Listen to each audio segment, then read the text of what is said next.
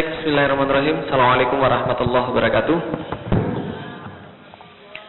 Alhamdulillahirabbil alamin, wassalatu wassalamu ala asrofil anbiya'i wal mursalin wa ala alihi wa sahbihi wa man da'a bida'watihi wa iltazama bi tariqatihi wa tarasama khutah jalal aqidatan islamiyatan asasan fikratih wa mikasani a'malih wa masdarani ahkamih. Asyhadu an la ilaha illallah, asyhadu anna Muhammadan abduhu wa rasuluhu la nabiyya ba'da. Wa qala Allah ta'ala fil kitabihil karim, a'udzu billahi minasyaitonir rajim. Bismillahirrahmanirrahim. Wa ukhra lam taqdiru 'alaiha qad ahadallahu biha wa kana Allahu 'ala kulli syai'in qadir. Alhamdulillah, puji dan syukur senantiasa kita panjatkan kepada Allah Subhanahu wa taala, penguasa langit dan bumi, dan yang memberikan manusia janji demi janji, yang janji ini pasti akan Allah tepati. Dialah Allah, tiada Tuhan selain Dia. Kepadanya lah kita menyembah, kepadanya lah kita memohon, karena kepadanya lah kita akan dikembalikan pada satu saat yang tidak ada keraguan di dalamnya. Salam dan salam semoga tercurah dan terlimpahkan kepada baginda Nabi besar Muhammad sallallahu alaihi wasallam, yang juga telah menuntun kita ke sebuah jalan yang kita yakini bahwa inilah jalan yang paling benar, karena beliaulah penghulu segala kebaikan, dan tiada yang datang daripada perbuatan beliau, perkataan beliau, dan juga diamnya beliau selain daripada kebaikan-kebaikan yang itu pasti adalah wahyu daripada Allah. Dan mudah-mudahan kita senantiasa mengikuti itu sampai dengan ajal menjemput kita. Amin. Alhamdulillah Bapak Ibu sekalian dan juga adik-adik sekalian yang insyaallah dirahmati Allah.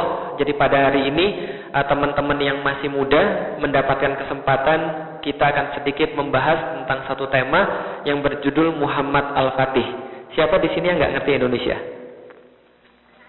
Ngerti semua ya? Oh, anak kecil-kecil kurang. Nah, kalau anak kecil-kecil kurang, biarlah nanti ibunya yang menceritakan.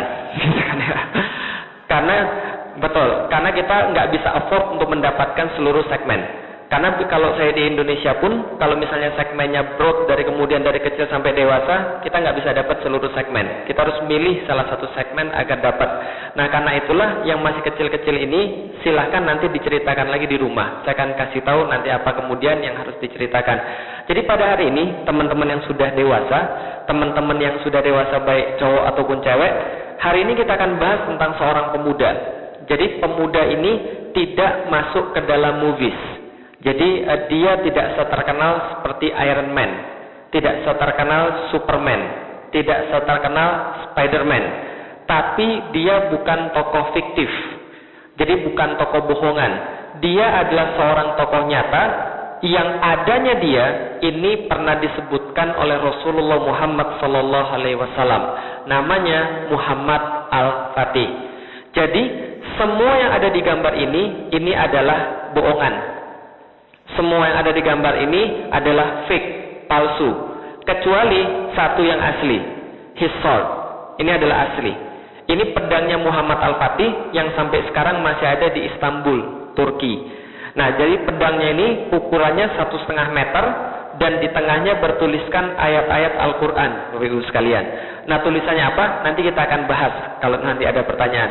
Nah, pertama-tama sebelum saya ceritakan tentang Muhammad Al-Fatih, ada satu hal yang saya pengen Bapak Ibu sekalian dan adik-adik memahami. Jadi di dalam Islam, Bapak Ibu sekalian, ada satu hal yang tidak ada di agama yang lain. Apa satu hal ini? Namanya bisyarah. Apa itu bisyarah? Bisyarah adalah kabar gembira.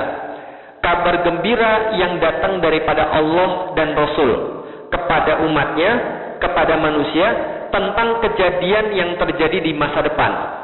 Jadi about the event that will occur in the future. Ini adalah namanya bisyarah. Tapi belum bisa dilihat oleh manusia. Kita belum bisa lihat karena itu masih di masa depan. Tapi Allah dan Rasul memberitahu kepada kita tentang itu. Maka itu jadi kabar gembira buat kita. Contoh misalnya, ketika Allah menyampaikan buat manusia tentang surga. Surga yang seluas langit dan bumi. Dan katanya di surga itu seluruhnya serba hijau. Karena terdapat tumbuh-tumbuhan yang ada di sana sangat lebat, pohon-pohonnya sangat rindang, buah-buahnya bisa diambil dengan tangan. Itulah surga. Di dalam surga itu ada satu hal yang lebih menarik lagi bagi laki-laki, bagi bapak-bapak. Apa itu? bidadari, Bapak sekalian. Dikabarkan bidadari di surga itu lam yatmithunna insung qablahum walajan, tidak pernah tersentuh, never been touched by a man nor jin. Jadi tidak pernah tersentuh oleh manusia ataupun oleh jin. Disediakan bagi orang-orang yang bertakwa kepada Allah. Yang kabarnya Bapak Ibu sekalian, bidadari-bidadari ini kalau betisnya aja kesingkap, betisnya aja kelihatan, itu kalah bulan purnama dan seluruh isinya Bapak Ibu sekalian. Itu baru betisnya doang Bapak Ibu sekalian, belum yang lain itu kan ya. Nah, ini adalah bagian daripada bisyarah yang dijanjikan oleh Allah dan Rasul kepada umatnya. Dan kalau kita berbicara tentang bisyarah, ternyata bisyarah atau good news tadi, kabar gembira tadi, bukan hanya berkaitan dengan masalah-masalah akhirat, tapi juga berkaitan dengan masalah-masalah dunia. Misal, suatu waktu Rasul pernah mengatakan, Innallaha zawalil ardo wa ra'aitu masyariqaha wal magharibaha wa inna ummati sayablugu mulkuha ma zawali minha. Rasul katakan begini, aku pernah diperlihatkan oleh Allah bumi yang aku lihat dari ujung timur sampai ujung barat, dan umatku kelak akan menguasai dari ujung timur sampai ujung barat. Berarti ini adalah sebuah bisyarah bahwa Islam akan menguasai dunia. Coba bayangkan Bapak Ibu sekalian. Jangan bayangkan tahun 2012. Imagine not in 2013. Tapi bayangkan pada abad ke-17, in 7th century, awal daripada abad ke-17. Ada seorang yang tinggal di Timur Tengah, padang pasir, yang bukan siapa-siapa, tiba-tiba pagi hari dia bilang, kelak umatku akan menguasai seluruh dunia. Kalau kita hidup di zaman itu, what would we say kepada orang kayak tadi? Gila. Lu gila lu ya? Mana otaknya? Logikanya di mana? Mana mungkin bisa menguasai seluruh dunia? Itulah yang mereka katakan to our prophet, kepada Rasul kita Muhammad. Rasul punya banyak maki-makian, Rasul punya banyak olok-olokan, Rasul punya banyak hinaan. Yang paling favorit di antara semuanya adalah al-majnun, artinya orang gila. Itulah yang dikatakan kepada Rasul. Kenapa? Karena Rasul berbicara tentang sesuatu yang tidak dapat dilihat oleh mata dan tidak bisa dibayangkan oleh logika. Oke, kalau gitu saya pengen cerita satu cerita, tolong dibayangkan baik-baik. Bayangkan baik-baik, imagine that we live in the awal 7th century di Arab Saudi, desert, di mana-mana pasir, itu kan ya. Nah, kita di situ nggak punya mobil karena awal abad ke-7 belum ada mobil, belum ada transportasi, belum ada apapun. Tiba-tiba satu hari seorang bangun pagi, kemudian tell us a story. Last night ada malaikat datang ke tempat saya, kemudian membedah dada saya, mengeluarkan jantung saya. Kemudian jantung saya dicuci dengan air zam-zam. Setelah jantung saya dicuci dengan air zam-zam, lalu dikembalikan lagi dalam dada saya. Ditutup seolah tidak terjadi apapun. Kemudian saya dibawa untuk menemui satu binatang yang belum pernah saya lihat sebelumnya. Dia punya sayap panjang dan indah. Binatang itu lebih besar daripada keledai, lebih kecil daripada kuda. Kemudian saya naik ke atas binatang itu dan saya diterbangkan 1 kepak, 2 kepak, 3 kepak. Sampailah saya ke Masjidil Aqsa. Saya sholat 2 rakaat di Masjidil Aqsa. Naik kemudian ke Sidratul Muntaha, bertemu dengan Allah face to face. Kemudian Allah menurunkan perintah sholat, saya balik lagi ke Masjidil Aqsa, lalu balik lagi ke Masjidil Haram. Semua terjadi all in one night. Kalau kita jadi orangnya itu yang mendengarkan, apa yang kita bilang? Gila, gitu kan ya? Sebentar, let us use our logic. Kita pakai logika. Buka Google Earth. Hitung jarak antara Masjidil Haram dan Masjidil Aqsa. Dapatlah kita di situ angkanya 1233 km. Saya nggak tahu berapa miles. Silakan dikonvert. 1233 km. Bolak-balik total 2466 km. No mention pergi ke Sidratul Muntaha, ya. cuma hitung bolak-balik Masjidil Aqsa ke Masjidil Haram. Berapa tadi? 1233 km. Bolak-balik berapa? 2466 km. Semua terjadi di dalam waktu one night, satu malam. Maka orang-orang Arab berbicara, Rasul Muhammad sudah gila. Kenapa? Karena dia berbicara bolak-balik Masjidil Aqsa dan Masjidil Haram satu hari, padahal jaraknya 2466 km. Apa teknologi yang paling canggih dulu transportasinya? Kuda. Yang travelnya cuma 120 km per day. Itu kuda zaman dulu. Tapi dia bilang bisa jadi dalam waktu berapa hari?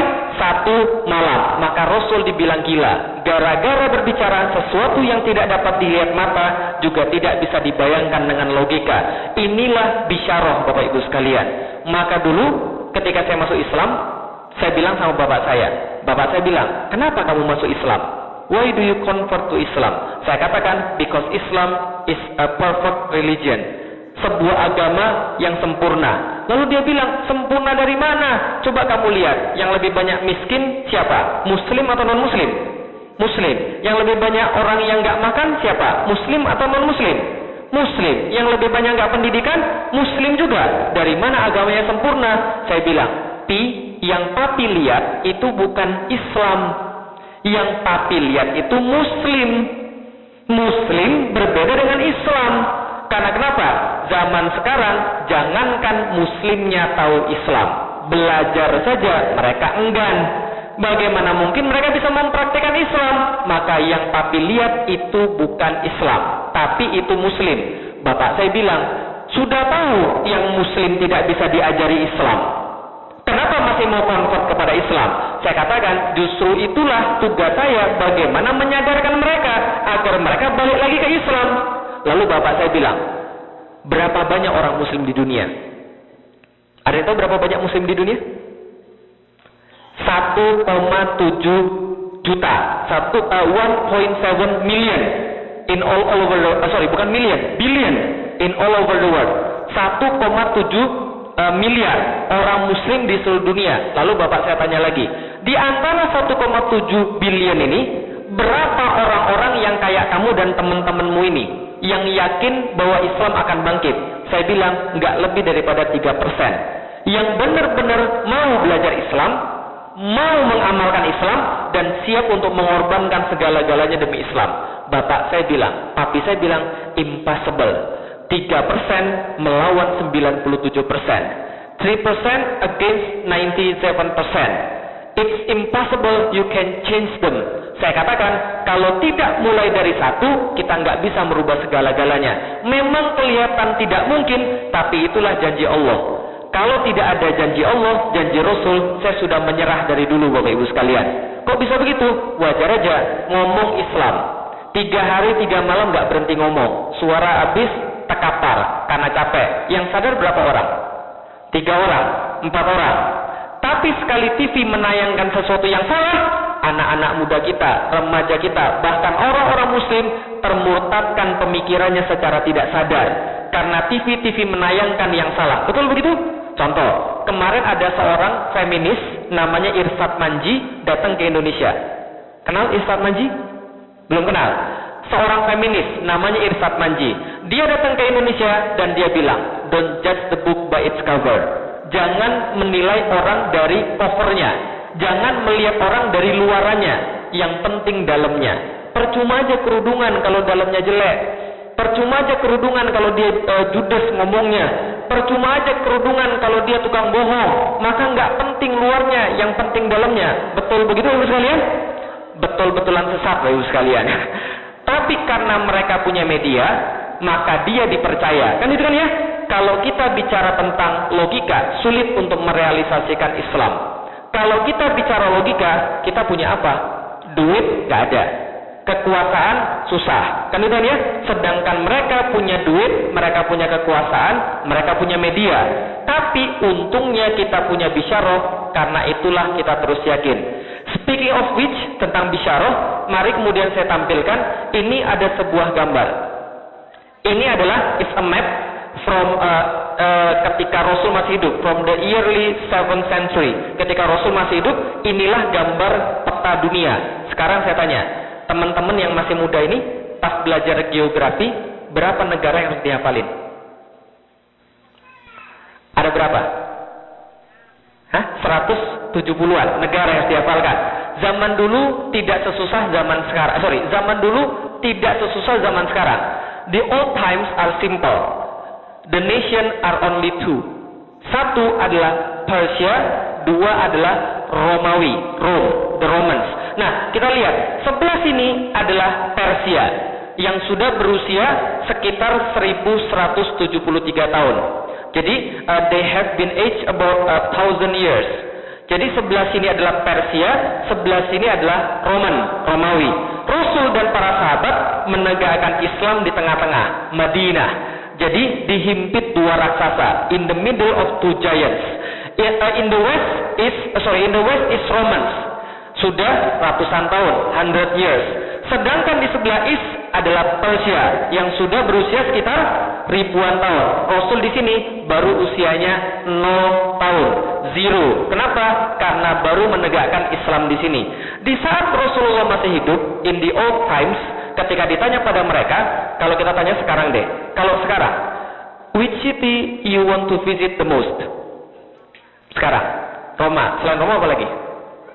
France, Paris. Terus selain Paris apa lagi? England, London. Terus selain London apa lagi?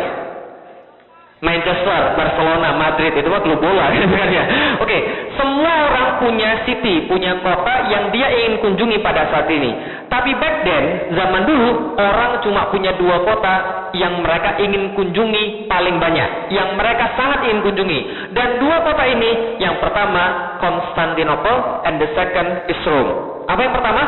Constantinople and the second is Rome. Kota Konstantinopel dan kota Roma, dua kota terkuat di dunia, dua kota yang paling sering dikunjungi di dunia, dua kota yang paling indah di dunia, dan dua kota yang paling kuat di dunia, Konstantinopel and Rome. Kenapa Konstantinopel? Konstantinopel, sebuah kota yang kabarnya gereja di dalam kota itu lebih banyak daripada jumlah hari dalam setahun. Setiap jalan-jalan diperkeras dengan batu porfiri dan batu marmer. Sebelah kiri dan kanannya bangunan-bangunan menjulang. Dan yang paling hebat di antara semuanya, di tengah-tengah daripada kota itu terdapat bangunan yang paling besar di dunia. The largest building in the world, the tallest building in the world, they call it Saint Sophia, gereja Hagia Sophia. Saking hebatnya gereja Hagia Sophia ini, it's astounding. Seorang Rusia datang dari tempat dia, berjalan for months, berbulan-bulan, sampai ke Hagia Sophia, dia masuk ke dalam gereja. Saat dia masuk, ketika dia melihat interior Hagia Sophia, dia katakan, kami terpesona melihat Hagia Sophia. Dan saat kami masuk, kami sudah tidak tahu lagi, we are lost. We don't know whether we are in earth or in heaven, kata mereka. Kita nggak tahu apakah kita masih berada di bumi ataukah kita sudah naik ke surga. Karena saking kerennya gereja Hagia Sophia. Itu yang pertama. Yang kedua, Rome, kota Roma. Kota Roma adalah saksi sejarah Romans. Mulai dari Kaisar Julius Caesar sampai Konstantinus Agung. Setiap kota-kotanya banyak sekali plaza-plaza, ditutupi dengan batu-batu yang sangat indah. Dan di setiap fonten yang ada di Rome itu bisa diminum pakai kemudian langsung. Jadi setiap fonten di Rome itu bisa diminum langsung, drinkable, karena diambil dari mata air yang ada di gunung-gunung di Roma. Maka kota ini sangat luar biasa indah. Kalaulah bukan karena Konstantinopel, maka Roma sudah menjadi kota terbaik di dunia. The first city apa tadi? Konstantinopel. And the second is Rome. Dan dua-duanya, both of them are mentioned in Rasulullah hadis. Hadis apa? Begini ceritanya Bapak Ibu sekalian. Pada tahun 5 Hijriah, terdapat satu perang yang sangat luar biasa di dalam Islam yang saya ceritakan di Jumatan kemarin. Namanya perang apa? Perang Azab. Sebuah perang yang menguji Rasulullah sangat luar biasa. Karena kenapa? Pada tahun 5 Hijriah, orang kafir, orang Quraisy, dan orang-orang Yahudi, mereka berkoalisi. Mereka bentuk satu pasukan gabungan yang pasukan ini 10.000 orang menyerang Madinah dan ingin menghancurkan Rasul dan ingin membunuh Rasulullah. Maka mereka berjalan menyerang Madinah dari sebelah utara. Maka Rasul mendapatkan informasi dari intelijennya Rasul. Siapa intelijennya Rasul? Malaikat Jibril. Maka Malaikat Jibril memberitahu Rasulullah, wahai Rasulullah, ada pasukan 10.000 orang sedang datang kemari. Menghancurkan Madinah adalah niat mereka. Maka Rasul katakan pada para sahabat, silakan hitung pasukan kita ada berapa. Maka dapat mereka angkanya, we have 3,000. Berapa? 3.000 pasukan. Sedangkan yang dilawan berapa? 10.000. Kalau pakai logika, if you use our logic, who will win? 3,000 atau 10,000? 10,000. Tapi Rasul katakan jangan menyerah. Silakan kalau ada yang punya usul. Salman Al-Farisi raise his hand. Kemudian dia katakan, Rasulullah, kami punya strategi. Back then in Persia, when we face a troops against us that have a larger number than us, we make a trench. Kita akan buat parit yang menghalangi antara kami dan mereka, sehingga mereka tidak bisa pindah ke tempat kami dan kita bisa panah mereka, supaya mereka bisa berkurang pasukannya. Dengan ini kita belum tahu kita bisa menang atau tidak, tapi setidaknya kita bisa mengurangi pasukan mereka. Maka Rasulullah setuju. Okay, we gonna make a trench. Kita akan kemudian membuat parit. Maka inilah yang terjadi. Ada yang pernah ke Madinah? Ada yang pernah umroh? Ada yang belum? Kita doakan semoga pergi ke Madinah nanti. Nah, yang pernah pergi ke Madinah pasti tahu sebelah selatan, sebelah barat, dan sebelah timur Madinah semua itu adalah gunung, Bapak Ibu sekalian.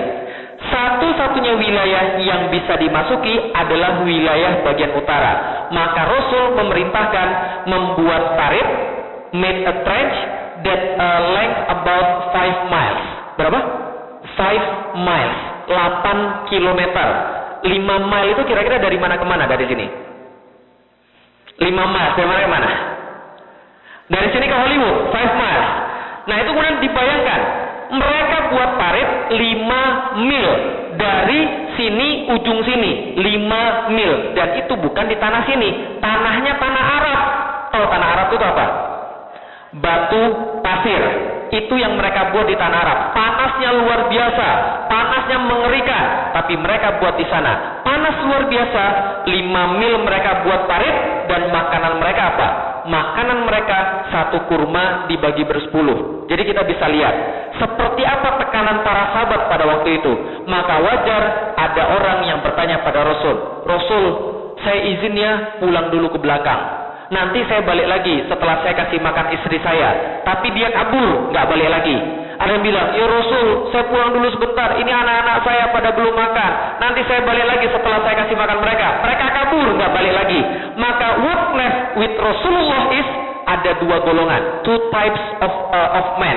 Satu, Yahudi yang terpaksa. Siapa dia? Yahudi yang terpaksa. And the second is yang benar-benar beriman, the true believers. Siapa? Yang benar-benar beriman. Satu siapa tadi? Yahudi yang terpaksa. Yang kedua siapa tadi?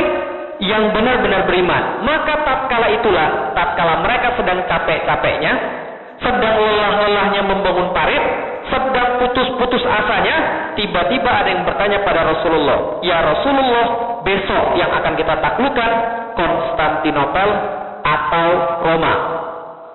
Coba bayangkan, bingung. Oke, sekarang saya tanya, mereka lagi ada di mana sekarang? Mereka lagi ada di Madinah, gitu kan ya? Terpisah ribuan miles dari Konstantinopel dan Roma. Sahabat have never been in Constantinople or Rome. Sama sekali tidak pernah pergi ke sana. Mereka lagi ada di Madinah, lagi bangun parit berapa? 5 mile. Besok pasukan yang dihadapi berapa? 10.000, dan panas luar biasa. Satu kurma bagi berapa makanya? 10 orang. Lagi sulit di sini, besok mau dihajar 10.000 pasukan. Sedang tidak tahu apa yang mereka lakukan. Mereka sedang kesulitan, tapi ada yang nanya, besok kira-kira kita akan taklukkan yang mana? Konstantinopel atau Roma? They talk about two cities which paling kuat, yang paling hebat. Padahal mereka lagi kesulitan. Betul begitu? Nah kalau gitu kita lihat dulu sekalian. Coba kita lihat kenyataannya. Lagi susah membicarakan dua kota terhebat di dunia. Apa yang terjadi ketika itu? Yahudi yang ada di sana langsung tercengang. Hah? Apa tadi? Konstantinopel? Roma? Muslim is getting crazy. Because of the heat, gitu kan ya. Karena panas kemudian mereka, karena kurang makan mereka. Muslim sudah gila. Kita besok sudah mau mati, dihajar 10.000 orang. Mereka berbicara, which city conquered first? Konstantinopel or Rome? Mereka sudah gila. Rasul mendengarkan olok-olokan Yahudi. Rasul mendengarkan mock from Yahudi, from the Jews. Maka Rasul berbicara menjawab pada mereka dan menjawab pada orang-orang Yahudi. Kotanya Heraklius akan dikuasai duluan. Kotanya Heraklius, the city of Heraklius will be conquered first. Kota Heraklius akan dikuasai duluan. Coba kita lihat Bapak Ibu sekalian. Rasul bilang nggak begini. Udah deh, jangan mikirin yang depan, jangan mikirin yang jauh-jauh deh. Sekarang aja kita belum menang. Sekarang aja kita susah. Apa yang Rasul katakan? Tidak. Konstantinopel akan dikuasai duluan. Berarti yang mana dia akan dikuasai duluan? Konstantinopel baru Roma. Oh sorry, saya punya versi tulisan bahasa Inggris di sini. Siapa tahu bisa membantu dikit. Sebentar. Sabar ya. Allah sayang orang sabar. Nah, ini Inggrisnya Inggris survival mode. Gitu kan ya. Sebentar. Nah, ini adalah kemudian janji Rasulullah kepada kemudian para sahabat. Jadi ketika Rasul ditanya, which city will be conquered first? Constantinople or Rome? Then Rasulullah replied, Heraclius first. The city of Heraclius first or Constantinople? Maka pada saat itu para sahabat bergembira. Tapi apa kata Yahudi? Wajar aja muslimnya gila, bosnya juga gila. Ini kata orang Yahudi. Kenapa? Karena mereka menuduh Rasul gila gara-gara berbicara tentang Konstantinopel in the time of war, in the time of sangat-sangat sulit kan itu kan ya. Ketika itu Rasulullah malah menjanjikan tentang kota Konstantinopel. Ceritanya selesai peperangan ini. Peperangan ini dimenangkan oleh kaum muslimin, perang Ahzab. Yang mustahil dimenangkan ternyata dimenangkan. Cerita selengkapnya silahkan baca di surat Al-Ahzab dari surat 1 sampai terakhir. Itu kemudian ceritanya. Setelah menang perang, Rasulullah mengeluarkan hadis yang lebih horor lagi. Verily, Constantinople shall be conquered. Akan kalian taklukkan Konstantinopel. What a wonderful leader will the leader be. Ketika itu pemimpinnya adalah pemimpin yang terbaik. Fala ni'mal amiruha, fala ni'mal jaisu zalikal jais. Dan sebaik-baik pasukan adalah pasukannya. Verily you shall conquer Constantinople. What a wonderful leader will the leader be, and what a wonderful army will the army be. Inilah kemudian yang Rasul janjikan. Berarti ini Rasul sedang praise pada seorang pemuda, pada seorang laki-laki yang telah akan menaklukkan Konstantinopel sebagai pemuda yang terbaik, the best leader, the best man, the best army yang ada di situ. Kira-kira kalau kita ada di sana, mau nggak kita jadi orang yang dimaksud Rasulullah? Mau nggak kira-kira? Semua pasti mau. Nah makanya ketika Rasul sudah wafat, ada yang berusaha menaklukkan Konstantinopel. Namanya Abu Ayyub Al-Ansari. At that time he was 80 years old. Berapa? 80 years old. Kenal sekarang ada kakek-kakek atau nenek-nenek 80 tahun? Kenal? Ngapain kira-kira sekarang? Duduk di kursi roda, hidup enggan, mati tak mau. Kan itu kan ya?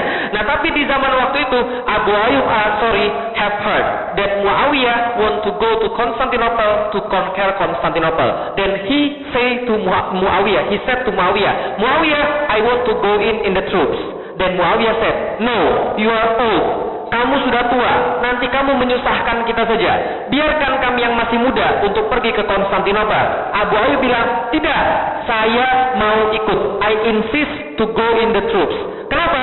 Karena I have a promise with Rasulullah. What is the promise? No, I won't tell you. Aku nggak mau ngomong sama kamu, promise-nya apa. Tapi ternyata setelah dia dibawa, tengah jalan dia sekarat.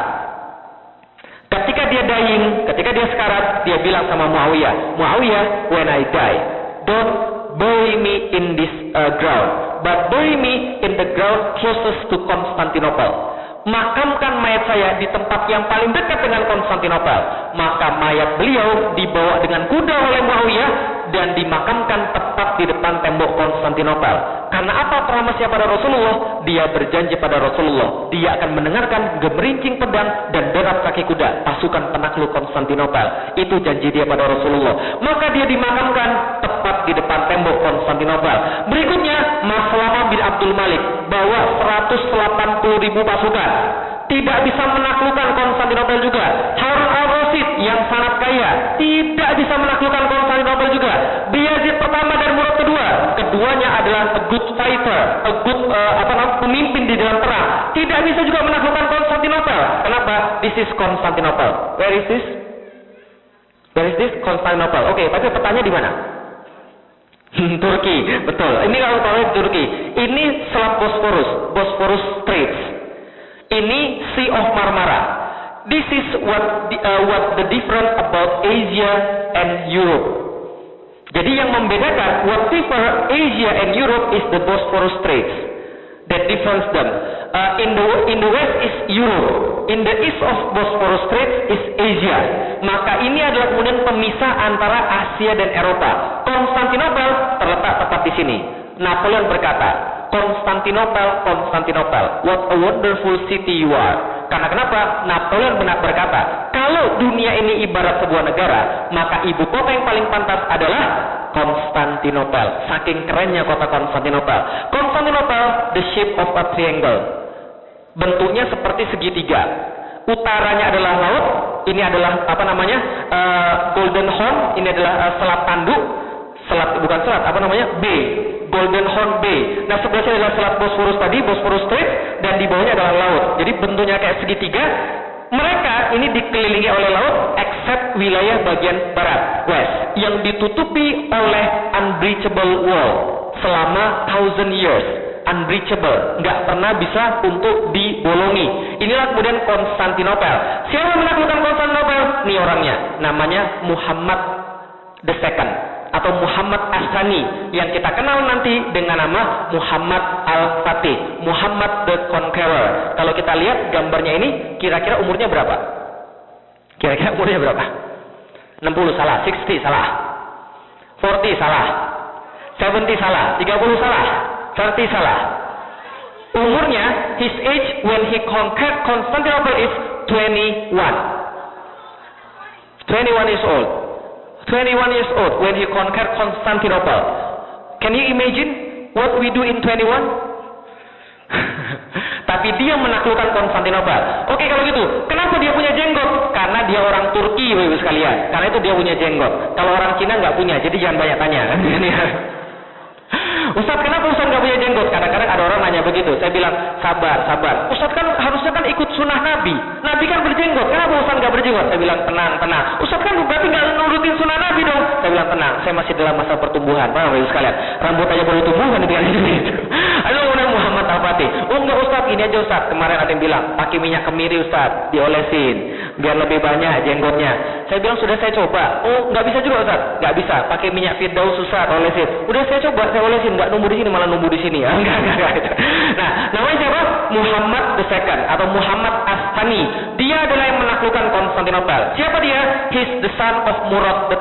Murad II is his father. Murad, bapaknya. Jadi Murad II is his father. Murad II pernah mau menaklukkan Konstantinopel, but he doesn't succeeded. Don't even succeeded. Nah, kemudian terjadi. Ketika bapaknya tidak mampu menaklukkan Konstantinopel, maka bapaknya membuat satu janji, membuat satu azam, membuat satu promise bahwa anaknya lah yang akan menaklukkan Konstantinopel. Dan bapaknya nggak main-main. Bapaknya serius. Apa yang dilakukan oleh bapaknya? Bapaknya menyuruh guru-guru terbaik agar mengajarkan pada anaknya. Yang pertama namanya Syekh Ahmad Al-Qurani. Sesuai dengan namanya, kita bisa lihat bahwa dia tugasnya mengajarkan Al-Quran. Dari kecil, from the early life, maka Muhammad Al-Fatih has been oleh Syekh Ahmad Al-Qurani Al-Quran. Dan dalam umur 8 tahun, dia menghafalkan Al-Quran. Berapa umurnya? 8 tahun dia menghafalkan Al-Quran. Jadi ingat Bapak Ibu sekalian, anak itu jadi apa? Itu karena bapak ibunya, bukan karena guru, bukan karena ustadz, bukan karena yang lain. 8 tahun menghafalkan Al-Quran. Yang lebih penting lagi adalah Syekh Syamsuddin yang tidak hanya mengajarkan ilmu agama, tapi mengajarkan ilmu mental. Karena ini sangat penting sekali. Bagaimana Syamsuddin mengajarkan ilmu mental? Ini paling penting Bapak Ibu sekalian, ingat baik-baik. Syamsuddin mengajarkan ilmu mental kepada Muhammad Al-Fatih dengan menceritakan sejarah, bedtime story. It's very urgent, it's very important, bedtime story.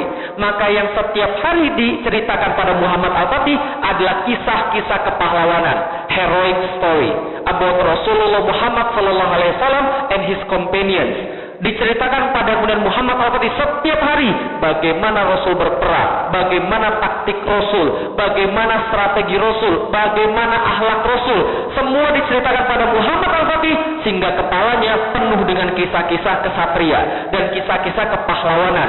Suatu hari Syamsuddin membawa Muhammad Al-Fatih melihat Konstantinopel dari kejauhan. Kemudian berkata pada Muhammad Al-Fatih, "Do you see the city?" "Yes, Constantinople. The city that we will be conquered." Oke, kata gurunya. Selain itu apa lagi? Muhammad Al-Fatih menjawab, kota yang akan kita taklukkan. Selain itu apa lagi? Kota yang akan kita taklukkan. Tidak, katanya Syamsuddin. Ketahuilah, kota itu sudah pernah didatangi oleh bapakmu. Tapi dia tidak bisa menaklukkan Konstantinopel. Kota itu sudah didatangi oleh kakekmu. Dan dia tidak bisa menaklukkan Konstantinopel. Kota itu sudah pernah didatangi oleh buyutmu dan dia tidak bisa menaklukkan Konstantinopel. Anak-anakmu nanti akan datang ke kota yang sama dan mereka tidak bisa menaklukkan Konstantinopel.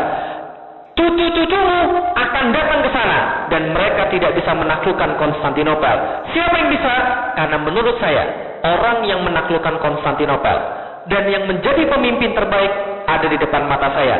Engkaulah Muhammad, sang penakluk Konstantinopel. Mulai dari saat itu, dia menambah satu keyakinan dalam kepala dia. Saya adalah Muhammad, penakluk Konstantinopel. Itu yang kemudian dia yakini. Dan ini penting Bapak sekalian. Coba kita lihat, kenapa cerita-cerita herois sangat berpengaruh pada kita. Coba kita lihat Bapak sekalian. Kalau kita zaman dulu di Indonesia, yang diceritain pada kita, apa ceritanya? Apa ceritanya? Kancil mencuri timun. Wajar, gedenya jadi koruptor. Karena cerita kancil mencuri timun. Pernah dengar cerita tentang orang ngintip bidadari mandi? Terus kemudian maling selendangnya? Gitu kan ya? Kemudian bidadari nggak bisa terbang. Dia nikah sama bidadari. Akhirnya dalam pikirannya apa? Oh, maling nikah sama bidadari. It's a good thing. Kan itu kan ya? Bagus kalau begitu kan ya? Nah ini kemudian yang kita dengar. Masalahnya adalah orang-orang banyak cerita tentang yang salah. Contoh lagi, kancil versus kura-kura. Tanding lari. Siapa yang menang? Kura-kura. Muncul dari situ. Alon-alon asal kelakon. Slow but sure. Kan itu kan ya? Masalahnya orang Indonesia ingatannya terbatas. Ingatnya lambat doang. Selamatnya enggak. Kan itu kan ya? Makanya enggak jadi yang bagus Bapak sekalian. Coba kita lihat sekarang. Anak-anak ini ada yang hobi nonton SpongeBob? Ada yang hobi nonton SpongeBob? SpongeBob SquarePants? Ada yang hobi? Saya kasih tahu Bapak sekalian, ada sebuah penelitian yang nonton SpongeBob SquarePants satu episode otaknya turun 14%. Berapa? Decrease 14%. Otaknya turun. Kenapa? Karena tayangan-tayangan tidak mendidik. Gitu kan ya? Itu baru SpongeBob SquarePants. Belum kemudian film porno. Lebih parah lagi. Dan sekarang itu terjadi pada anak-anak kita semua. Kita biasa nonton-nonton yang salah. Kita nggak pernah kasih tahu mereka tentang kisah Rasulullah. Kita nggak pernah kasih tahu mereka tentang kisah-kisah kepahlawanan. There is a research in British, kira-kira tahun 1900 di England, di London, ada seorang anak kindergarten dibagi dua kelasnya. Kelas yang satu dan kelas yang lain. Diadakan sebuah penelitian. Diceritakan tentang kisah yang paling terkenal di Inggris. Tahu kisah apa yang paling terkenal di Inggris? Knight versus Dragon, kan ya? Dari satria melawan naga untuk menyelamatkan princess, tuan putri. Ternyata diceritakan pada satu kelas, pas kelas tengah diceritakan, ini kesatrianya yang melawan naga. Tapi ketika dia sudah melawan dengan sepenuh hati, tangannya patah, kemudian pedangnya patah, dia mundur ke belakang. Dia nggak mau lagi melawan melawan naga.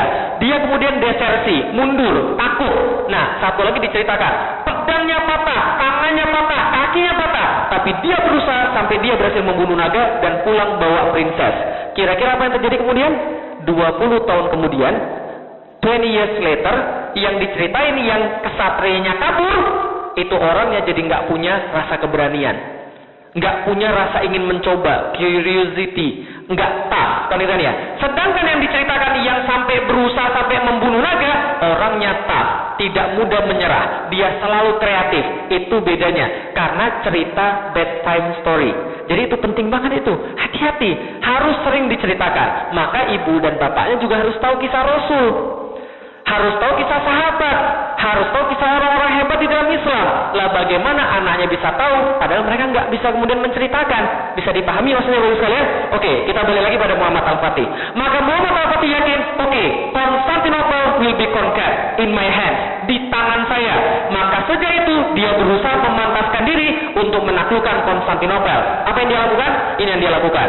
Dari semenjak kemudian dia sudah meyakini itu, dia master 8 bahasa. Ketika berumur 16 tahun. Berapa bahasa? 16 tahun. 8 bahasa. Berapa yang dia kuasai? 8 bahasa. Ketika berumur berapa? 16 tahun. Kita sudah berapa bahasa kita kuasai? 3. Bahasa Indonesia, 4 lah ya. Bahasa Indonesia, bahasa Inggris, bahasa Jawa, bahasa isyarat. Kan ya? Nah, dia 8 bahasa ketika berumur 16 tahun. Dan semua 8 bahasa umum yang digunakan di dunia.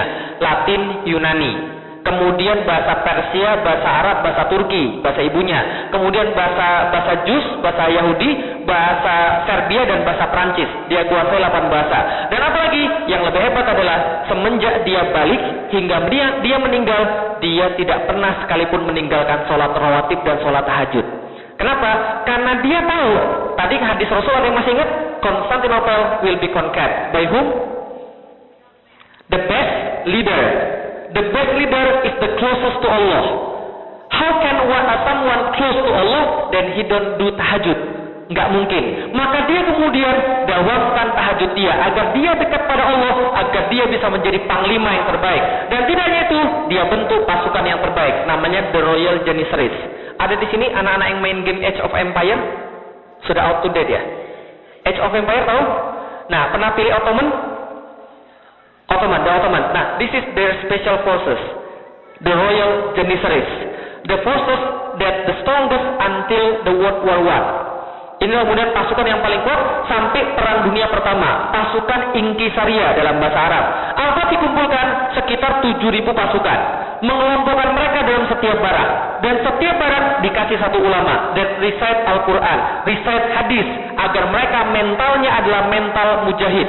Maka orang-orang di situ tujuan tertingginya adalah satu, bagaimana caranya menjadi orang yang bisa berjuang di jalan Allah dan kalau bisa mati di jalan Allah. Ini adalah pasukan Inkisaria dan dia juga bentuk namanya benteng Rumeli Hisar. Benteng apa ini? Oke, back to the map. Di mana ini? Di mana ini? Turki. Lebih tepatnya di mana? Selat Bosphorus. Muhammad Al-Fatih had said to his troops, if we serious want to conquer Constantinople, we have to block these straits. Because of what? When we not blocking these straits, ada bala tentara, ada bala bantuan yang datang dari sini dan membantu kota di bawah. Ini kotanya, shaped like a triangle. Maka kalau kita tidak block ini strait, maka ini akan kemudian mendapatkan bala bantuan dan bala tentara. Maka Al-Fatih bilang, this is a must.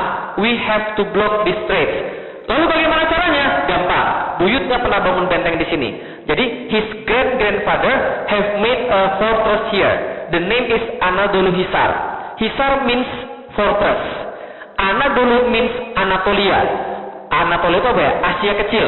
Namanya Anadolu Hisar. Nah, Muhammad Al-Fatih have planned to make a fortress across his great-grandfather fortress. Namanya Rumeli Hisar. When he had planned to make this fortress, maka datang kemudian peringatan dari Konstantinopel. Muhammad Al-Fatih, kamu ini orang mana sih? Membangun benteng di tanah orang, nggak pakai izin pula. Tahu nggak dulu, buyutmu, your great-grandfather, when he made that fortress, he make permit to us, like a son to his father. Kata Raja Konstantinopel. Maka kemudian Al-Fatih reply. Dia reply begini, urusanku, urusanku, urusanmu, urusanmu. Wilayahmu adalah yang terdapat di Konstantinopel dan dilindungi oleh pagar-pagarmu saja. Selain itu, bukan wilayah siapapun. If I want to make the fortress here, is my business, not your business. Dan kalau engkau mention tentang sultan-sultan sebelum saya, maka ketahuilah, sultan yang sekarang berbeda dengan sultan yang kemarin. Apapun yang tidak bisa mereka lakukan, akan saya lakukan. Yang tidak bisa mereka selesaikan, akan saya selesaikan. Dan kalau ada orang yang datang kemari lagi untuk mencegah saya membangun benteng di sini, maka mereka tidak akan pulang dalam keadaan hidup. Diancam. Gak jadi, kemudian mereka gak jadi lagi ke sana, dan bentengnya dibuat across, berhadap-hadapan. Bentengnya Muhammad Al-Fatih, bentengnya buyutnya, dan inilah kemudian yang dibuat, ini bentengnya buyutnya, namanya Anadolu Hisar. Tingginya sekitar 82 feet tinggi. Ini mobil bila dibandingkan dengan bentengnya, gede nggak? Gede ini. Jadi kalau Anda masuk ke ruang tunggu, masuk ke ruang masuk ini, pintu masuk, mau pergi ke WC, harus naik angkot dulu nih. Nah, jadi ini segede sekali nih. Nah, ini mana? Bentengnya buyutnya Muhammad Al-Fatih, Anadolu Hisari. Bentengnya Muhammad Al-Fatih lebih gede lagi. Ini bentengnya Muhammad Al-Fatih. Benteng ini 30.000 meter persegi. Semua struktur ini selesai dalam waktu 4 bulan dan in 4 months. Percaya nggak? Percaya nggak percaya, ini yang terjadi. Selesai dalam waktu 4 bulan, Bapak sekalian. Maka tatkala ini sudah terjadi, mereka menamakan benteng ini Bogas Castle. In English mean the throat cutter. Penggorok-penggorokan. Kenapa? Karena ini membuat Konstantinopel terpotong dari bala tentara manapun. Maka setelah itu kemudian Konstantinopel siap diserang. Tapi anak muda pasti punya halangan. Betul begitu? Nih halangan anak muda nih Bapak sekalian. Wall of Constantinople. The wall that unbreachable for 1,000 years. Dibuat pada tahun 300 dan sampai tahun 1400-an tidak pernah jebol. Berapa lama dia perawan? 1123 tahun. Unbreachable, tidak pernah kemudian bisa dibolongin. Kenapa bisa begitu? Tingginya 18 meter, sekitar 59 feet tingginya. Kalau ada artis di situ, kira-kira artisnya kayak begini nih. Kecil banget ini. Kalau begitu, tidak hanya kemudian tinggi dan kemudian tebal, tebalnya 3 lapis. It have 3 layers. The first layer is trench. Ini adalah kemudian parit. Trench ini lebarnya sekitar 20 yard, dalamnya sekitar 10 yard, sekitar 20 meter, dalamnya 10 meter. If you use a hose, you have to leave your hose here, dan kemudian berenang di sini, swimming. Nah, kalau kemudian kita swimming di sini berenang, akan dipanah dari sini. Ketika kemudian kita bisa swimming, kemudian bunuh penjaga, dipanah lagi dari sini. Ini tingginya sekitar 5 meter, lebarnya 3 meter. Anda bisa manjat lagi, dipanah dari sini lagi. Ini tingginya 12 meter, lebarnya 5 meter. Kalau Anda jadi Muhammad Al-Fatih, gimana caranya biar bisa masuk ke dalam? Gimana caranya? Biar bisa masuk ke dalam. Gimana? Hah? Bakar apanya? Bakar temboknya. Ini 3 meter tebalnya sama 5 meter, gimana bisa dibakar? Gimana caranya? Dekat tunnel. Oke. Kita lewat pakai tunnel ke bawah. Setuju begitu? Oke. Sudah ada yang sudah pernah coba dekat tunnel dan ternyata mereka berharap bisa muncul di sini. Ternyata orang Konstantinopel is smarter. Mereka pasang di sini baskom. Apa bahasa Inggrisnya baskom? Hah? Bowl itu kan mangkok. Oh ya. Mereka pasang, ya itulah. Pokoknya mereka pasang ember, baskom, apalah pun namanya. Mereka pasang baskom di situ dan mereka isi air. Setiap 1 meter 1 baskom. Jadi kalau ada yang digging tunnel di bawah, airnya akan bergetar, shaking. Dia tahu siapa yang gali dan akan muncul di mana. They dig the counter attack tunnel, disiram ter, dibakar di bawah hidup-hidup. Not a good idea. Ada ide yang lain? Ada ide yang lain? Gimana lagi kira-kira? Terbang, belum ada pesawat Bapak Ibu sekalian. Terus gimana lagi kira-kira? Kita sogok aja penjaga pintunya. Emang Indonesia Bapak Ibu sekalian? Gak bisa Bapak Ibu sekalian. Nah, Muhammad Al-Fatih, if he use the old ways, maka dia tidak akan pernah bisa menembus Konstantinopel. Maka dia berkata, kita harus punya cara baru. Tapi bagaimana caranya? Dia nggak tahu. Yang dia tahu, dia bertawakal pada Allah. Wa ma yattaqillah yaj'allahu makhrajan. Siapa yang yakin pada Allah, Allah akan kasih jalan keluar. Maka betul, pucuk dicinta, ulam tiba. Bahasa Inggrisnya apa tuh? Gak ada kan ya? Pucuk dicinta, ulam tiba. Suatu hari ada seorang seniman senjata datang ke negeri Konstantinopel. Datang ke negeri Konstantinopel, dia menawarkan rancangan senjata buat Kaisar Konstantinopel karena satu akidah. Maka dia bilang, bos, gue punya senjata nih bos, mau bikin gak bos? Kaisar melihat lalu bilang, bagus juga senjata lo, berapa bikinnya? Bikinnya segini, materialnya ini, kalau mau kita bikin sekarang juga. Sorry pak, kita pengen banget bikin senjata Anda, tapi kita lagi tidak punya duit. Kita nggak punya uang. Kamu tunggu aja di sini. Nanti kalau kami sudah punya uang, kami bikin senjata Anda. Tadi pembuat senjata si Orban nunggu di situ selama 1 tahun dan dia nggak dapat kemudian ingin membuat senjatanya. Kaisar belum bikin juga. Akhirnya dia pergi ke tempat orang yang punya duit. Dia pergi ke tempat Muhammad Al-Fatih. Kemudian dia bilang yang sama, bos, gue punya senjata nih bos, mau bikin nggak senjatanya? Muhammad Al-Fatih langsung bisa begini, can you make a weapon that can throw a projectile as big as this? Pakai tangannya. Can you make a weapon that can throw a projectile as big as this? Pakai tangannya. Kemudian Orban menjadi curiga dan dia bertanya, apakah engkau berniat ingin menghancurkan tembok Konstantinopel? Karena Orban berpikir, if there is a weapon that can throw a projectile as big as his hand, maka tembok Konstantinopel will be useless. Maka kemudian Al-Fatih menjawab, kalau iya, kenapa? Orban menjawab, kalau iya, kebetulan. Bapak sekalian, saya sudah tinggal di sana 1 tahun. Saya tahu setiap sudut-sudut tembok dan kita bisa menembus tembok Konstantinopel. Maka dibuatlah senjata Orban dan ini adalah rancangan senjatanya. Namanya the first super gun, the Basilica Cannon. Inilah kemudian senjatanya. Kalibernya 0,7 meter. Berapa feet itu? 0,7 meter berapa feet? Sekitar 2,5 feet. Itu kemudian lingkarnya itu sekitar 2,5 feet. Beratnya 18,2 ton. Panjangnya 5,2 meter, jarak tembaknya 1,6 km. Dan sekali muntah 680 kg. Kebayang nggak Bapak sekalian? Dan sampai sekarang senjatanya masih ada. Masih ada di mana? Di Museum Fort Nelson, Portsmouth, Inggris. Loh kok bisa ada di Inggris? Karena ada orang-orang di Inggris, ratunya minta agar ini dikasih ke sana. Karena dia menganggap this is a cannon that influence the history. Maka kemudian dia minta sana. Nah sebesar apa ini kemudian meriamnya? Kalau ada artis, kira-kira artisnya kayak begini. Nah ini Bapak sekalian. Kok ada artis terus sih? Itu pesan sponsor Bapak sekalian. Nah setelah kemudian terjadi mereka buat seperti ini, mereka tes. 2 meter nyungsep di bawah tanah. Dan dentumannya terdengar 10 km. Maka apa dikatakan? Bagus. Sekarang tolong buatkan saya ukuran yang 2 kali lipat. Ini gimana caranya? Pokoknya terserah, kan kamu seniman senjatanya. In 1 year, Orban made for Muhammad Al-Fatih 69 cannon, 69 meriam. Yang rata-rata gedenya kayak begini.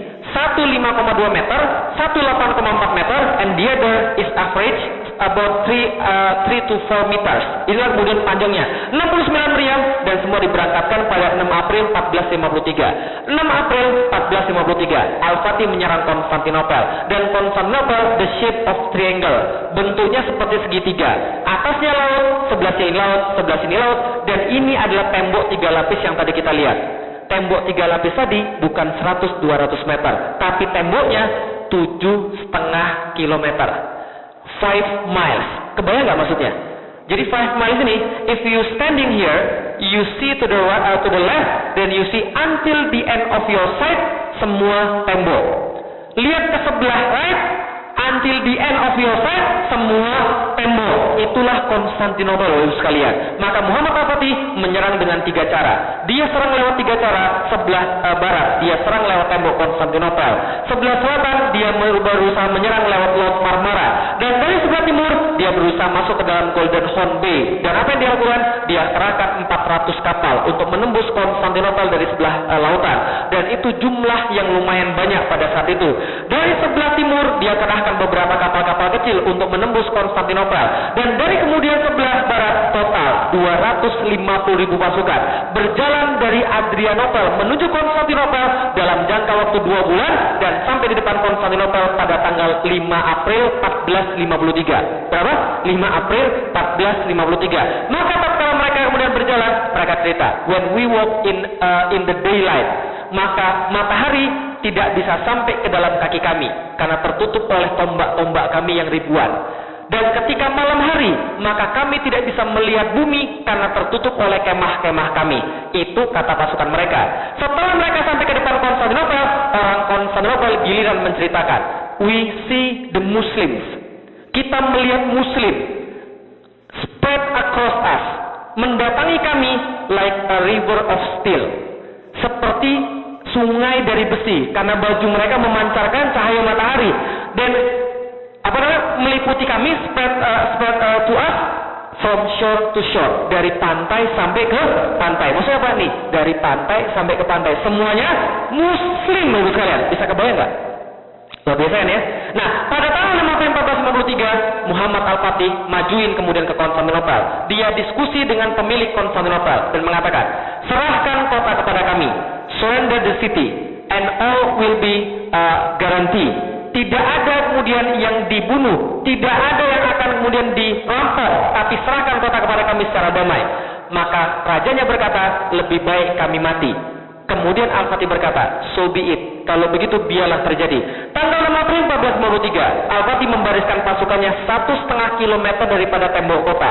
Cukup jauh untuk dipanah, tapi cukup dekat untuk disaksikan setiap pasang mata di Konstantinopel. Maka pada saat itu juga dia melakukan sebuah pertunjukan keimanan. Pada tanggal 6 April 1453 bertepatan dengan hari Jumat, mereka melakukan sholat Jumat di depan tembok Konstantinopel. Sebagaimana Rasulullah tatkala masih hidup, dia selalu memulai peperangan ketika hari Jumat. Tahu kenapa?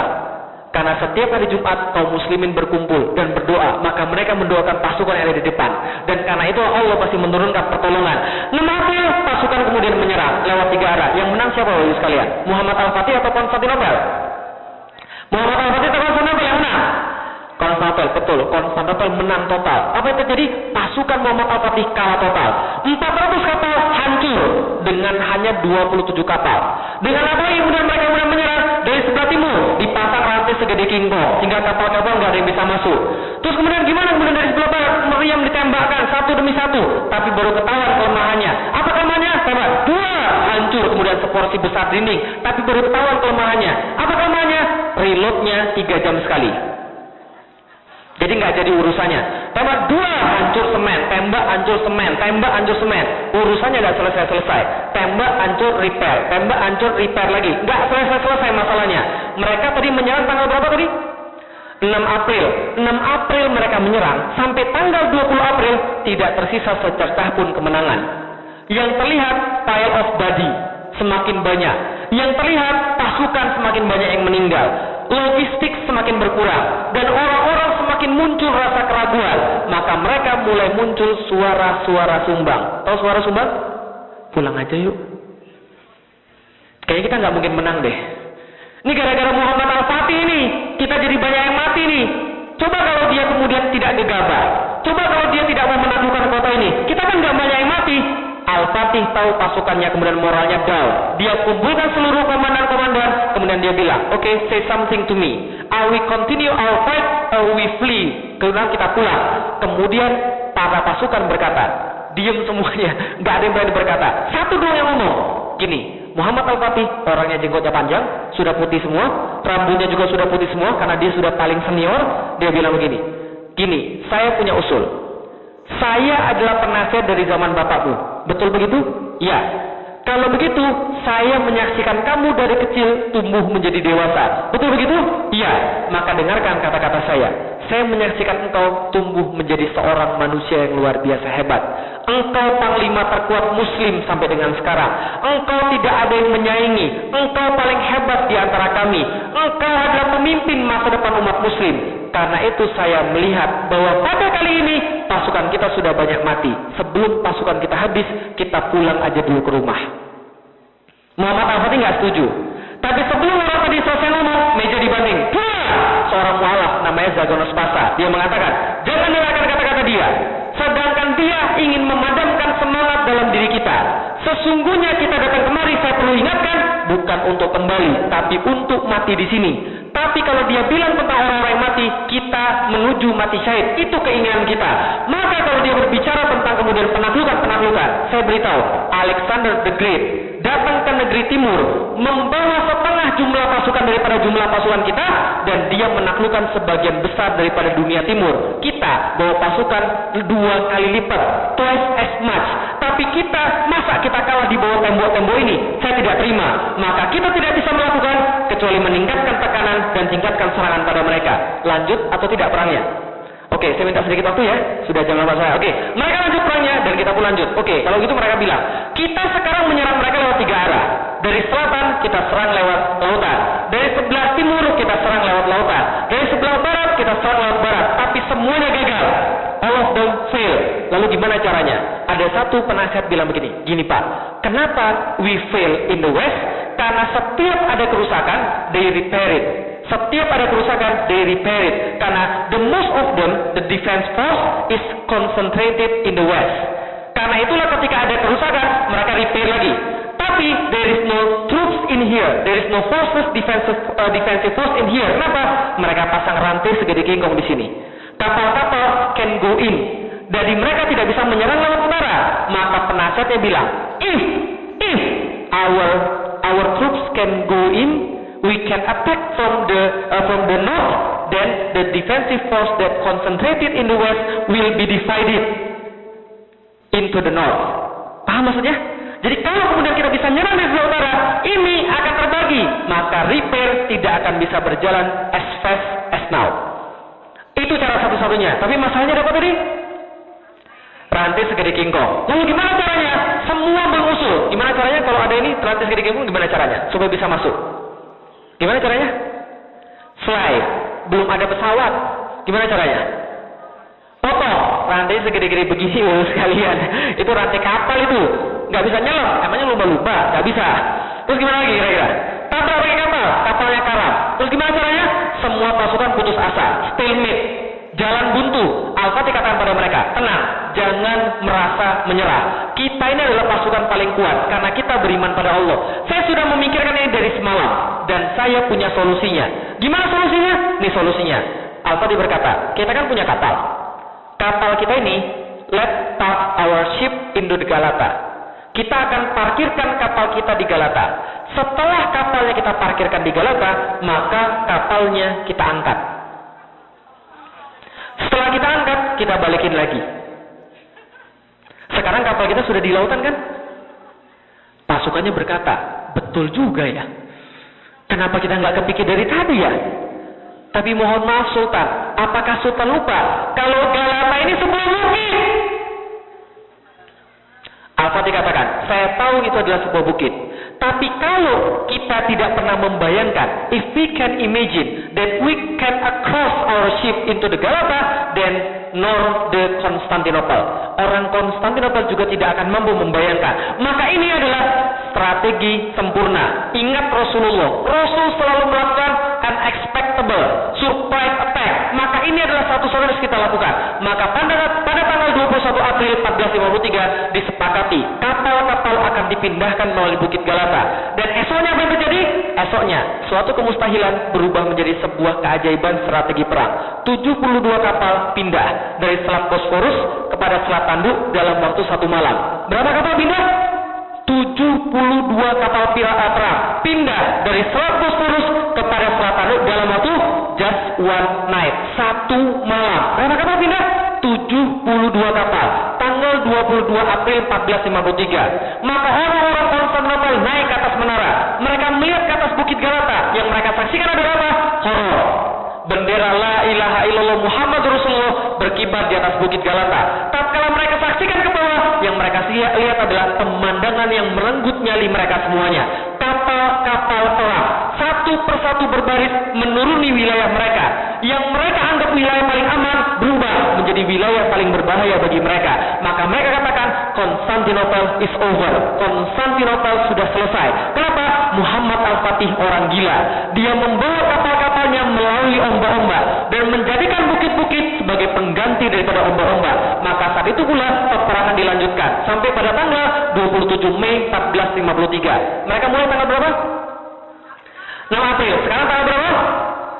27 Mei 1453. Hampir 2 bulan mereka berperang. Al-Fatih kerahkan seluruh inovasi perang, seluruh kreativitas perang, seluruh taktik perang, dan akhirnya dia berhasil membuat a big hole that cannot be repaired, yang tidak bisa diperbaiki lagi. Maka pada tanggal 27 Al-Fatih katakan, hentikan seluruh peperangan, stop all the war. Hentikan seluruh peperangan. Kenapa? 2 hari daripada sekarang, 2 days from now on, we gonna do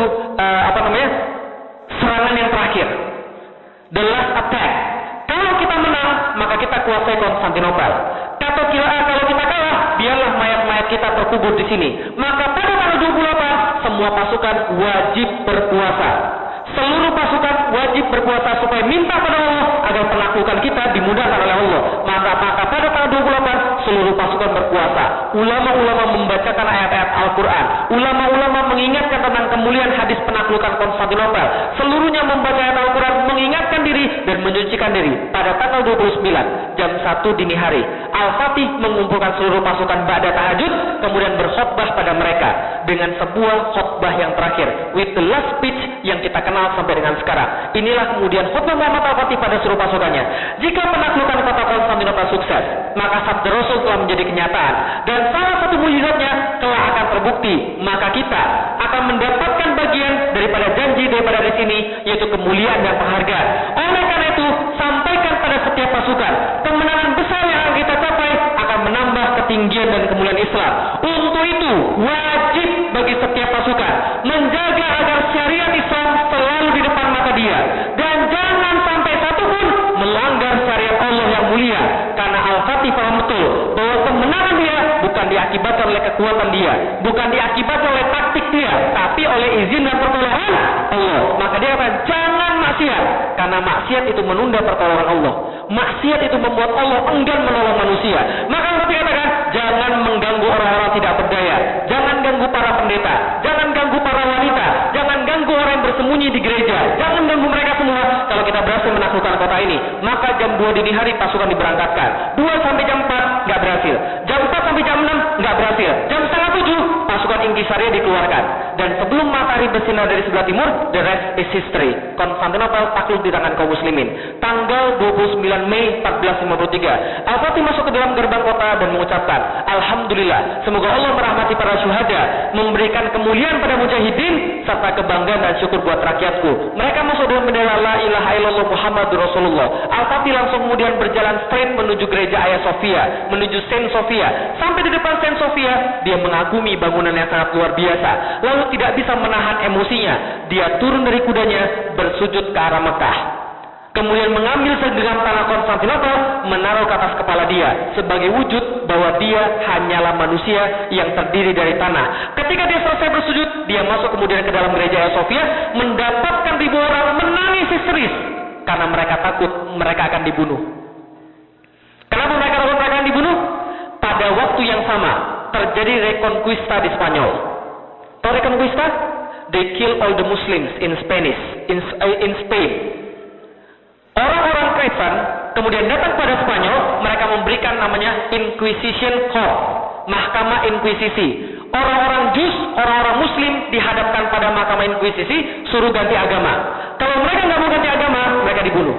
Makanya itu terjadi di Spain. Orang-orang Konstantinopel takut bahwa Al-Fatih akan balas dendam pada mereka. Al-Fatih katakan, keluar kalian semua dari sini.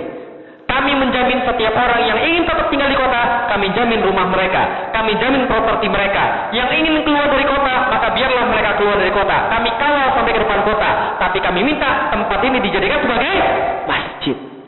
Tempat yang paling indah di dunia, the most astounding place on earth, dijadiin masjid, baru sekalian. Maka pada pagi itu juga dikeluarkan seluruh patung-patung, dikeluarkan seluruh lukisan-lukisan yang tidak penting, dibuatkan mimbar di tempat yang paling bagus. Kemudian pada waktu asar semua sudah selesai, dan asar pada tanggal 29 Mei 1453 berkumandang azan pertama kali di kota Konstantinopel. Allahu Akbar, Allahu Akbar, pertama kali sekalian. Dan sampai detik saya berbicara belum selesai, Bu sekalian. Semua itu dilakukan oleh seorang anak muda berusia 21 tahun. Coba kita lihat, Konstantinopel takluk. Kayak sebuah dongeng ya. Kayak dongeng ya. Yang saya cerita ini bukan dongeng, Bu sekalian. Ini kenyataan ini. Inilah izah kaum muslimin, kehormatan kaum muslimin ketika mereka masih memegang Islam. Tapi yang penting bukan cerita tadi, tapi yang penting adalah ini, Bu sekalian. Nih, 54 hari mereka perang. Berapa lama mereka perang? 825 tahun penantian. 80 years of waiting. 85 tahun penantian. Maksudnya apa? Semenjak keluar dari lisan Rasulullah, la tuftahanal Konstantinia, verily Constantinople will be conquered. Berapa tahun setelahnya baru ditaklukan? 825 tahun baru bisa ditaklukkan, Bapak sekalian. Berapa tahun? 825 tahun. Coba bayangin baik-baik. Ketika Rasul mengatakan Konstantinopel akan ditaklukkan, saat itu orang Yahudi tertawa terbahak-bahak. Mereka guling-guling kegirangan karena Rasulullah sudah gila. 825 tahun kemudian ada orang yang terus percaya, terus generasi yang percaya, sampai 825 tahun kemudian datang seorang anak muda 21 tahun masuk ke dalam kota dan mengatakan Berapa lama? 800 tahun, 825 tahun mereka membuktikan. Kalau gitu kita bertanya, kita sekarang hidup di zaman di mana Islam banyak. 1,7 miliar umat muslim, tapi nggak membuat perbedaan apapun. They don't make any difference. Apa rahasia mereka? What are their secret? Apa rahasia orang-orang hebat di dalam Islam? Ini rahasia mereka. They believe in something that cannot be seen by eyes. Mereka percaya pada sesuatu yang tidak dapat dilihat oleh mata. Masalah kita, penyakit kita adalah kita menilai segala sesuatu dengan mata. Betul begitu? Ini nggak mungkin. Nggak mungkin. Itulah kerjanya orang Yahudi, melihat cuma dengan mata. Kalau Islam tidak, dia percaya pada Rasulullah, walaupun tidak bisa dilihat oleh mata. Contoh, kenal sama Sumayyah? Do you know Sumayyah? Siapa Sumayyah? Bukan Firaun. Siapa Sumayyah? Sumayyah is the mother of Amr bin Yasir. His mother is Sumayyah and his husband named Yasir. Yasir and Sumayyah have a son named Amr bin Yasir. Amr bin Yasir go in Islam first. Then dia dakwah pada orang tuanya hingga orang tuanya masuk Islam.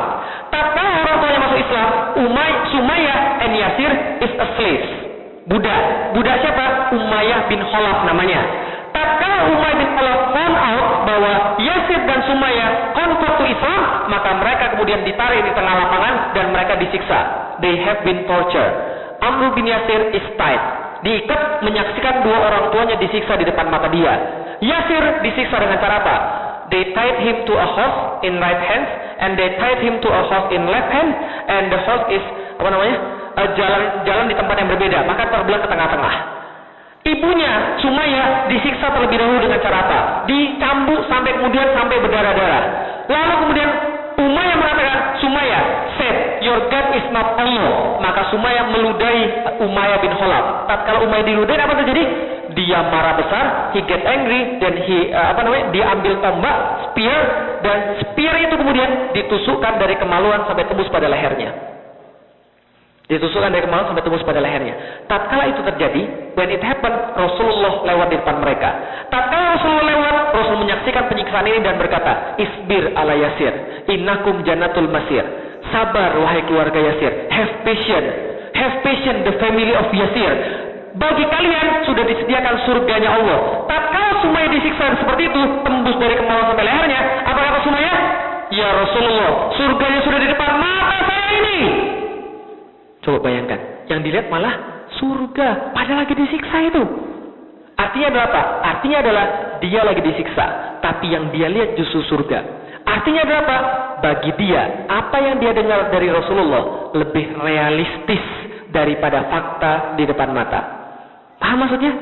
Sekarang di depan mata kita, banyak orang-orang bilang Islam nggak mungkin bangkit. Islam terpuruk di mana-mana. Tapi yakin Islam akan bangkit lagi? Yakin? Oke, kalau gitu saya pengen cerita yang terakhir sebelum kita sholat maghrib, Bapak sekalian. Nih saya pengen cerita sedikit Bapak sekalian. Nih, 21 tahun menaklukkan Konstantinopel. Muhammad Al-Fatih. One man made a great difference. Satu orang membuat perbedaan yang sangat luar biasa. Tapi dari sini saya tulis 23 tahun. Kenapa? When I convert to Islam, I was 18.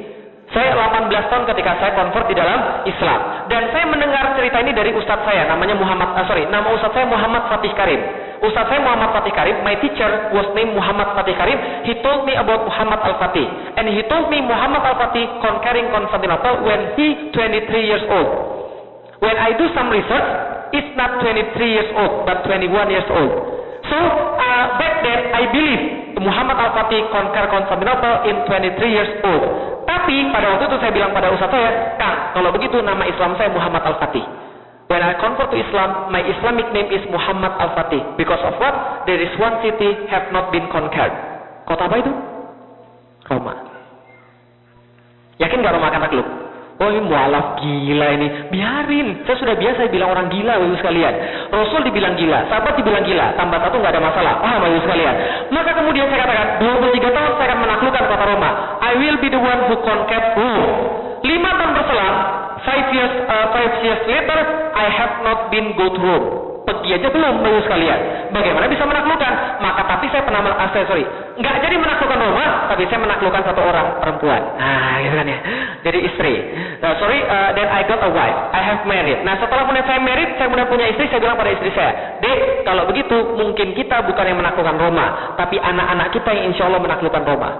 Maka istri saya bilang, oke kalau begitu. Dan saya bilang sama istri saya, kalau gitu kalau kita punya anak, kita namain dia Muhammad Al-Fatih, supaya dia menaklukkan kota Roma. Ternyata lahir, alhamdulillah, 2008 anak pertama, perempuan. Kan ya. Saya nggak bisa namain dia Muhammad Al-Fatih, kita kasih nama yang lain. 2010, alhamdulillah, Hasan, anak laki-laki. Saya dapat anak laki-laki. Saya mau kasih dia nama, I want to name him Muhammad Al-Fatih, after Muhammad Al-Fatih who conquered Constantinople. Ternyata di masa itu, all of my friends have son, they name it Muhammad Al-Fatih. Because they have read about Muhammad Al-Fatih. I tell them the story about Muhammad Al-Fatih. All my friends have their son named Muhammad Al-Fatih. Dan macam-macam. Ustadz saya namanya Muhammad Fatih Karim. Tahu anaknya nama siapa? Nama anaknya Muhammad Fatih Alif. Saya tanya, lah kenapa Muhammad Fatih Alif? Dia bilang, Alif itu adalah yang pertama. Berarti dia duluan, yang lain belakangan. Ketika saya mau kasih nama Muhammad Al-Fatih, saya nggak jadi. Akhirnya saya kasih nama, saya bilang, Dek, nama anak kita yang lain saja. Jangan Muhammad Al-Fatih lagi. Kita harus kasih yang berbeda di antara yang lain. Akhirnya saya kasih nama anak saya siapa? Saya kasih nama anak saya Sifar Muhammad Al-Fatih 1453. Sifar means cipher, 0, Muhammad Al-Fatih 1453. Ada angkanya? Yes, ada angkanya. Masuk akte kelahiran? Masuk akte kelahiran, Ibu sekalian. Serius. Saya bawa ke catatan sipil. Pak, ini maksudnya apa, Pak? 1453. Apa ini tulisannya panjang? 1453? Bukan, 1453. Tulis, Pak. Wah, Pak, saya 15 tahun, Pak, kerja di sini, Pak. Belum ada, Pak, yang kayak begini, Pak. Makanya buatlah sekarang juga. Waduh, Pak, ini susah, Pak. Gimana kalau ujian nasional? Jangan mikir ujian nasional. Wirosa bilang aja boleh 212. Kenapa anak saya nggak boleh 1453? Akhirnya anak saya dikasih 1453. Kenapa? Bukan untuk gengsi, bukan untuk apa. Saya punya anak ketiga juga namanya Gozi Muhammad Al-Fatih 1453. Bukan untuk gengsi, bukan untuk apa. Perhatiin baik-baik sekalian. Tahu nggak? Alasan terbesar saya kenapa saya menulis buku. The biggest motivation why I write the books, karena saya nggak tahu sampai kapan saya bisa mendidik anak saya. Saya nggak tahu sampai kapan saya bisa mengajari anak saya. Dan saya nggak tahu sampai kapan Allah mengizinkan satu bersama anak saya. Tapi selama Allah mengizinkan satu bersama anak saya akan tulis satu hal yang ketika bapaknya sudah kemudian duluan daripada dia bisa tahu siapa bapaknya dari tulisan bapaknya. Mau sekalian? Saya mau dia tahu siapa bapaknya, dan saya mau dia tahu bahwa dia tahu apa yang kemudian menjadi misi daripada bapaknya, penaklukan kota Roma. Dan saya nggak main-main.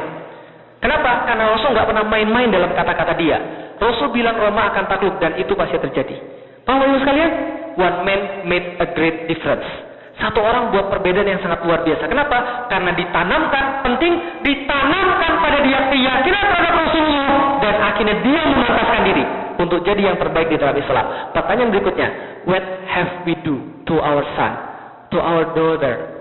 Sudahkah kita kemudian menceritakan pada mereka kisah-kisah seperti ini? Rasul pasti benar bahwa kemudian mereka punya misi kemudian sesuatu. Dan itulah kemudian saya menulis buku Muhammad Al-Fatih 1453. Kenapa? Tatkala bapaknya sudah mati and good people die young. Saya nggak berharap saya nggak menjamin saya orang baik, good people, tapi saya berharap bahwa saya jadi orang baik. Dan karena itulah, karena good people die young, ketika bapaknya meninggal satu saat nanti, ibunya nggak usah kasih tahu siapa kemudian 1453. Anaknya nggak usah cari tahu 1453 dari orang. Cukup buka internet, ketik 1453, dan dia akan dapat pada satu masa di mana orang-orang tahu seluruh dunia, Rasul nggak main-main. Rasul pasti benar. Rome will be conquered. Yakin? Yakin? Ada dua tipe orang ketika di parit. Masih ingat siapa? Dua tipe orang ketika di parit, pas gali parit. Satu siapa? Yahudi yang terpaksa. And the second is the true believer. Oke, ketika dikabarkan janji Rasul, yang beriman yakin, yang Yahudi tertawa-tawa. Bapak Ibu mau jadi yang mana? Yang yakin atau tertawa-tawa? Yakin? Benar? Takbir? Takbir itu tangannya ke atas. Takbir! One man made a great difference. Dan apa yang terjadi pada Muhammad Al-Fatih akhirnya? Yang terjadi pada Muhammad Al-Fatih adalah dia mati dalam keadaan muda. Dia meninggal umur 49 tahun. Jadi saya nggak berharap mati lama. Karena kenapa? Good people die young. Orang baik itu masih muda ya sekalian. Dia meninggal umur 49 tahun. Tahu kenapa matinya? Saya ceritain buat yang terakhir kali. Benar-benar terakhir kali. 2 menit aja. Saya cerita terakhir kali. Bagaimana kemudian beliau meninggal? Beliau meninggal sedang menyiapkan a fresh army. bigger than the conqueror of Constantinople. Dan tidak ada yang tahu pasukan ini mau diarahkan kemana. Tapi dia lagi menyiapkan a vast army yang jauh lebih besar, tapi nggak ada yang tahu mau diarahkan kemana. Karena kenapa? Muhammad Al-Fatih orangnya secret, sangat rahasia. Dia bilang, kalau jenggot saya 1 lembar aja, tahu mau di mana pasukan ini besok akan saya kenakan, jenggotnya akan saya cabut dan akan saya bakar. Nggak boleh ada yang tahu. Tapi ada seorang yang tahu pasukan ini mau dikasih kemana. Siapa yang tahu kira-kira? Siapa yang tahu? Allah, bukan orang. Ada orang yang tahu. Siapa orangnya? Bukan. Selain dia ada satu orang yang tahu. Siapa? The Pope. Paus tahu. Lah kenapa Paus tahu? Kemana lagi kalau bukan ke Roma? Maka Paus pada saat itu namanya Paus Sixtus. Paus Sixtus mengerahkan seluruh kemudian pasukannya flee from Vatican City to Avignon. Tahu Avignon? City that located southeast of Paris. Maka kemudian itu adalah kota peristirahatan kedua setelah Vatikan. Tatkala dia mau pergi, ternyata dia dapat surat. Suratnya bunyinya sederhana, La Grande Aquila è morta. Elang perkasa itu sudah mati. Ternyata dia meninggal di tengah jalan, diracun oleh dokter dari Venezia. Kenapa? Karena dokter Venezia orang Kristen. Dia mati diracun dan kemudian dia meninggal sebagai orang yang menuju ke kota Roma. Pertanyaan berikutnya, Muhammad Al-Fatih meninggal, alhamdulillah atau innalillah? Alhamdulillah atau innalillah? Innalillahi, satu orang meninggal dan dia orang hebat, tapi alhamdulillah berarti Roma bukan milik dia.